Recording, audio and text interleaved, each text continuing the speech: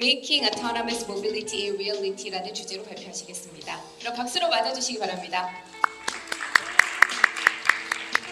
So today, what I would like to do is 네, 그래서 오늘은 여러분께 발레로의 비전에 대해서 말씀을 좀 드리고 싶습니다. 그리고 이후에는 저희 리더십, 저희가 이 라이다라고 하는 센싱 기술에서 저희가 얼마나 리더십을 발휘하고 있는지, 그리고 어떻게 하면 더 좋은 모빌리티를 레벨 3에서 레벨 4로 갈 수 있을지에 대해서 좀 말씀을 드리겠습니다. 그래서 앞서 들으셨던 기조 연설에 대한 부가적인 설명이 되겠지만 좀 더 비즈니스적인 차원에서 말씀을 드리겠습니다. 일단은 비전을 좀 말씀을 드릴 텐데요. 조금 더 어떤 관점을 가지고 바라보고 있는지에 대해서 소개하겠습니다. 사실 위임이라는 것에 대해서 좀 설명을 드릴 텐데요. 그냥 하루아침에 일어난 건 아닙니다. 저희 자동차에 대해서 좀 볼 텐데요. 혁신이라는 게 얼마나 빠르게 일어나는지를 좀 보여드리고 싶습니다. 뉴욕시 사진인데요. 왼쪽은 1900년대입니다. 이때는 자동차를 찾기가 쉽지 않았죠. 여기 조그마한 자동차가 하나 있기는 한데요. 대부분은 버기와 또 말이 끄는 마차가 있죠. 그런데 그 오른쪽에 있는 사진을 보시면 완전히 다른 모습입니다. 여기서는 이 오른쪽 사진에서는 말을 찾는 게 어렵습니다. 여기 잘 보이진 않지만 말이 한 마리 보입니다. 그래서 이렇게 보시는 것처럼 혁신이라는 게 굉장히 빠르게 이루어집니다. 10년 정도 만에 이렇게 많이 달라졌는데 저희가 이 혁신에 일부로서 얼마나 빠르게 움직이고 있는지를 알고 있어야 합니다. 우리가 지금 말하고 있는 이 순간에도 혁신이 일어나고 있거든요. 그런데 이게 오늘 이 위임이라는 게 하루아침에 일어난 건 아닙니다. 자율주행과 위임에 대해서 좀 말씀을 드린데요.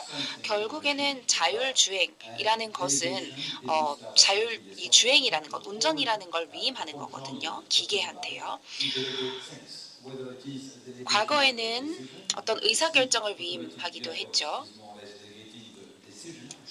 그래서 뭔가 기어를 이렇게 바꾸는 것, 또 일종의 위임이라고 할 수도 있고, 또 전력의 위임이 발생하기도 합니다.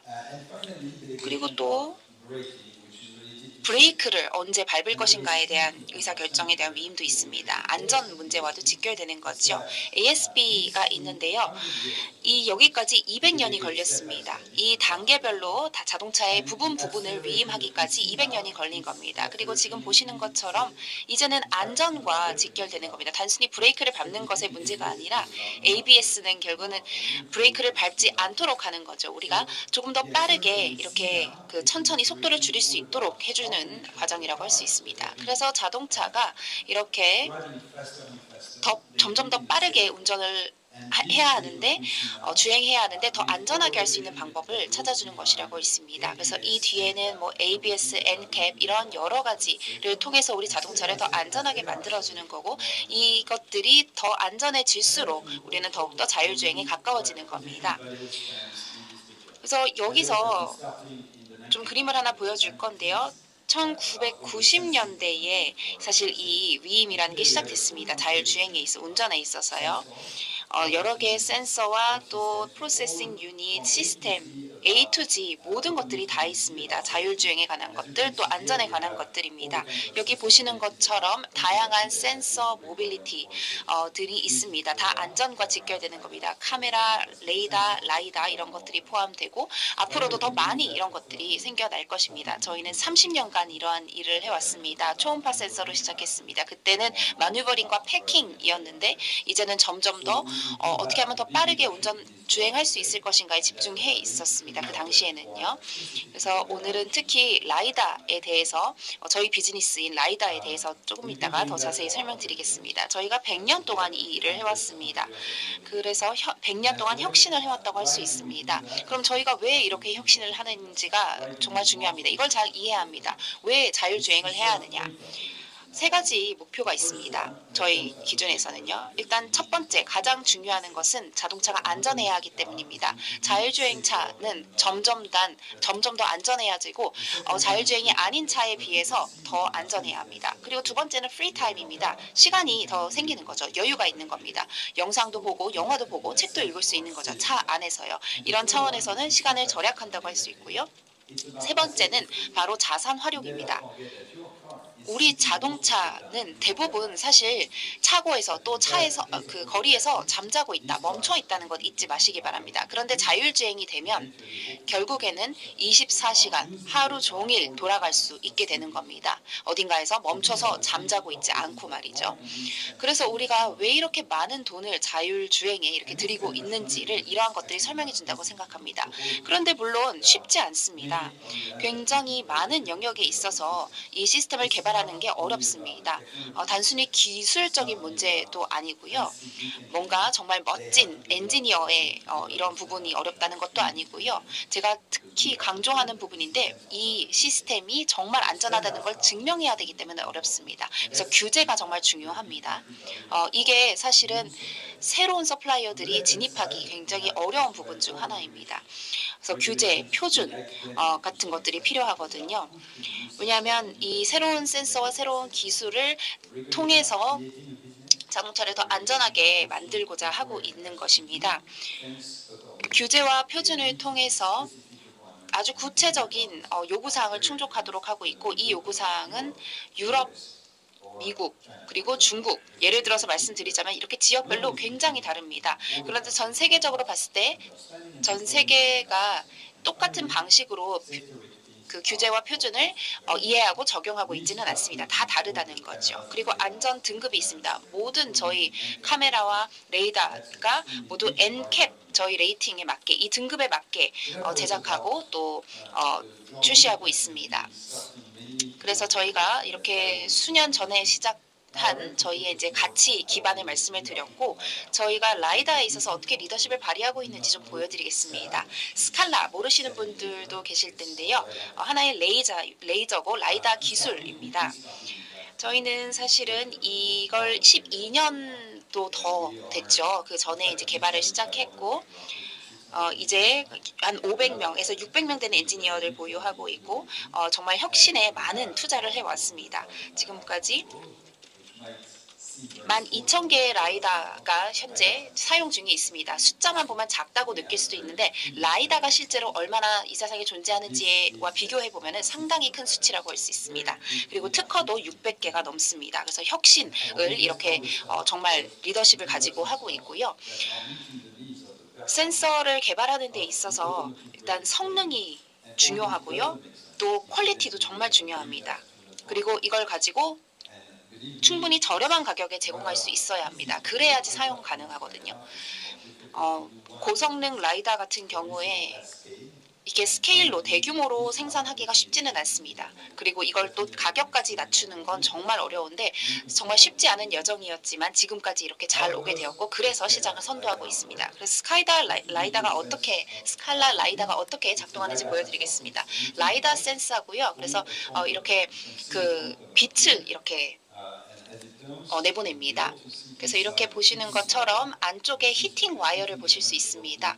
열을 내서 이제 그 눈을 녹여줍니다. 왜냐하면 아주 추운 환경에서도 작용을 해야 되니까요. 그래서 위쪽에서 이렇게 빛이 나오고 아래쪽에서 빛을 이제 돌려받게 되고요. 그리고 레이저가 이렇게 위쪽에서 나오는 거 보시죠? 이렇게 돌아가면서 하고 아래쪽으로 해서 이제 빛이 돌아오고요. 이렇게 회전을 하면서 초당 25개의 프레임을 가지고 움직이게 됩니다. 그래서 가능한 많은 빛을 돌려받아서 가능한 또 거리 측정을 잘 할 수 있도록 하고 있습니다. 저희가 라이다가 단순히 이미지를 만드는 것만은 아니고요. 여기 보시는 걸 저희는 생성합니다. 저희는 모든 이런 인식 스택도 만들고 있습니다. AI를 이용해서 또 클라우드 기술을 이용해서 자동차가 어디에 있는지를 이렇게 파악할 수 있는 겁니다. 여기 L 모양으로 또 자동차에 이렇게 있어서 아이덴티파이어가 있어가지고 이 자동차를 분류하고 도로 사용자 그리고 이 차선도 이렇게 파악할 수 있고요. 그리고 또 간판도 볼 수 있고요. 그래서 자율주행을 위한 이런 아주 중요한 역할을 한다고 할 수 있습니다. 그래서 이렇게 작동을 하고 저희가 첫 번째 라이다를 2017년에 출시했습니다. 아우디와 함께 출시했고요. 그래서 오토모티브 그레이드 3D 라이다입니다. 그래서 아우디의 모든 표준에서 사실 자동차 업계에서 가장 높은 수준을 요구하거든요. 그래서 그만큼 잘 만들어진 저희 첫 세대, 그 1세대 제품이고요. 지금부터는 조금 더 비전을 보여드리겠습니다. 저희가 자율주행차를 향해서 어떻게 가고 있는지, 그리고 이 다음 단계는 뭔지 말씀을 드리겠습니다. 일단 아우디 같은 경우에는 이제 레벨 3로 시작을 했죠. 그리고 이제 2021년에 혼다와 함께 했습니다. 도쿄에서 이제 처음 출시를 한 건데요. 굉장히 역사적인 사실입니다. 레벨 3 자동차가 정말 자율 주행을 하고 운전자는 그냥 앉아서 운전이 아닌 다른 걸 할 수 있는 유일한 정말 첫 사례였거든요. 그런데 엄격하게 말해서 정말 자동차가 자율 주행을 아주 정말 도로에서 이제 스스로 하는 첫 번째 사례였습니다. 그래서 굉장히 특별했고요. 그 이외에도 이후에 지금 가장 잘 알려져 있는 게 이제 벤츠인데요. 이제 독일에서 출시가 됐고요. 지금은 미국에서도 판매가 되고 있습니다. 이제 캘리포니아에서 롤아웃, 그리고 네바다에서도 롤아웃 될 예정이고요. 이제 2세대이고요, 이게. 그리고 이제 3세대도 이제 예정되어 있습니다. 그래서 여기서 중요한 것은 오늘날 라이다 표준이 아직 그 단계까지 이르지 못했다는 것입니다. 지금 라이다 5개로 레벨 3이고, 그리고 그 다음 거는 1개를 가지고 레벨 3고, 그 다음에는 라이다 2개를 이용합니다. 근데 범퍼에도 들어가 있을 수 있고, 또 어떤 곳에는 이렇게 지붕에 올라가 있을 수도 있고, 그래서 기술에 따라서 이렇게 다른 위치에 들어갈 수 있다라는 말씀을 드리고 싶습니다. 그래서 이 표준은 사실은 혁신을 정말 주도하고 있고, 이러한 기술을 개발하는 것이 사실은 굉장히 비싸고 또 어렵기도 합니다. 지금부터는 저희가 레벨 3를 오늘 ODD라고 부르는 이 운영 디자인 도메인을 어떻게 이제 이렇게 레이팅을 하는지를 소개를 해드리겠습니다. 이렇게 차트가 있는데요. 시스템이 어느 조건에서 이제 활성화되는지, 운영되는지를 보여주는 겁니다.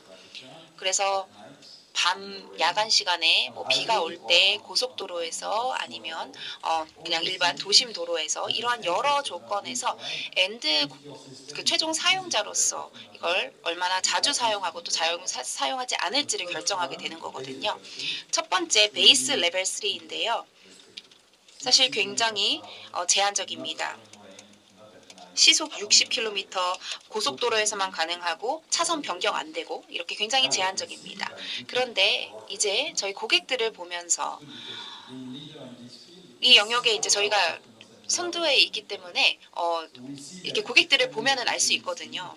특히 이제 속도 굉장히 중요하게 생각합니다. 그리고 또 이제 교통 체증이 없는 곳에서도 사용하고자 하고 있고요. 그래서 이러한 것들을 다 충족하게 되면 정말 유용하게 그 고속도로에서 주행을 할 수 있지 않을까 생각이 됩니다. 또 지역별로, 국가별로도 다릅니다. 지금은 일단은 독일, 그리고 이제 북미로 이제 갈 계획을 가지고 있고요. 사실 1세대는 이제 일본에서 굉장히 제한적으로 이제 배포가 됐었고요. 이제 레벨 3가 앞서 말씀드린 것처럼 국가별로 규제가 다르기 때문에 조금씩 다른 모습을 보이긴 하겠지만 이제 새로운 지역 또 새로운 국가로 이렇게 진출할 계획을 가지고 있습니다. 그래서 저희가 이러한 개발을 어떻게 지원할 수 있을지를 좀 설명하겠습니다. 저희 스칼라 2에서 멈추지 않을 겁니다. 스칼라 1 같은 경우에는 44,000 초당 44,000포인트였습니다. 레이어가 4개밖에 없었습니다. 스칼라 2는 16개 있었습니다. 레이어가요. 중간 오른쪽에 있는 거고요. 초당 26만 포인트였고요. 그리고 이제 지금 개발 중인 3세대에서는 약 초당 1250만 포인트를 예상하고 있습니다. 그래서 훨씬 더 해상도도 높고 새로운 가능성을 많이 열어줄 것이라고 생각합니다. 그리고 감지 범위도 거리도 더 넓히고 있습니다. 그래서 더 작은 객체를 보고 더 멀리 있는 것도 잘 볼 수 있게 만들어주는 거죠. 그리고 이미 어느 정도의 비즈니스를 스칼라 3를 가지고 하고 있습니다. 10억 유로를 이제 스칼라 3로 이미 이제 예상하고 있고요. 내년에 이제 생산 들어갈 거고요. 레벨 4로 갈 계획을 하고 있습니다. 레벨 4 자율주행차에서 스칼라 3를 사용할 계획을 가지고 있습니다. 그래서 지금 우리가 가진 기술과 또 이러한 발전을 통해서 실제로 더 고성능의 또 더 나은 오퍼레이션을 하는 그런 자동차를 만들어줄 것이라고 생각합니다. 지금 어떤 모습인지 한번 보여드리겠습니다. 스칼라 3를 통해서 보면 이런 모습입니다. 카메라 같다고 하시더라고요. 실제 라이다고 이제 3D거든요. 근데 다양하게 사용할 수 있습니다. 그레이스케일도 가능하고요. 또 풀 액티브 이미지도 가능합니다. 그런데 이 영상으로 보여드리고 싶은 건 사진 영상 같습니다. 카메라 같죠. 그 이전에는 사실 아주 구체적인 알고리즘을 가지고 구체적인 인식만을 했습니다. 그런데 이제 알고리즘과 또 AI 기술을 활용해서 이러한 것들에 적용해서 사실 이 인식의 정도, 레벨을 훨씬 더 높여줄 수 있습니다. 실제 카메라가 아니지만 카메라처럼 보이게 할 수 있는 거죠. 밤에 카메라는 잡지 못하는 게 너무 많은데 라이다는 잡을 수 있습니다. 그래서 더 해상도도 좋고 그리고 완전히 네이티브한 그런 솔루션입니다. 그래서 저희가 미래에 이렇게 더 도로에 있는 작은 물체들을 발견하고 더 빠르게 안전하게 시속 130km로 주행할 수 있도록 하는 것이 저희 목표입니다. 그래서 다시 말씀드리지만 저희 자율주행에 있어서의 긴 여정을 지금까지 해왔고 혁신을 해왔습니다. 저희가 작은 문제를 가지고 조금 더 복잡하게 하지만 더 빠르게 주행할 수 있도록 하는 것이 저희 목표고 그게 저희가 100년간 혁신을 해온 이유입니다. 경청해 주셔서 감사합니다.